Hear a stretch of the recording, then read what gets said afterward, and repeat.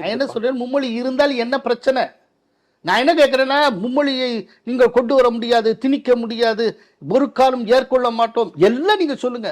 நான் கேட்கறது, ஏன் ஏற்க மறுக்கிறீர்கள்? மும்மொழியை எதிர்ப்பதன் காரணம் என்ன?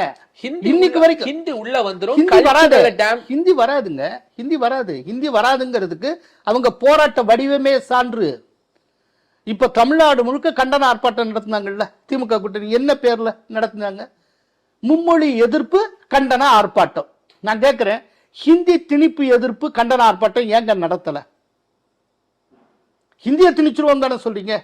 இதுக்கு முன்னால 60களில் பெரும் போராட்டம் பக்தவச்சலம் அவர்கள் முதல்வராக இருந்தப்ப நடந்தது. ஹிந்தி திணிப்பு எதிர்ப்பு இல்லாட்டி ஹிந்தி எதிர்ப்பு சொல்லித்தானே பண்ணாங்க.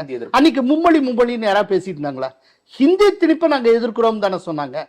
இன்னைக்கு ஹிந்தி திணிப்பு எதிர்ப்பு போராட்டம் சொல்லலையே, மும்மொழி எதிர்ப்பு போராட்டம் தானே சொல்லுங்க. ஹிந்தி திணிப்புங்கிற வார்த்தையே உங்க அப்படின்னா என்ன அர்த்தம்? ஹிந்தி திணிப்பு உண்மையில கிடையாதுன்னு அர்த்தம்.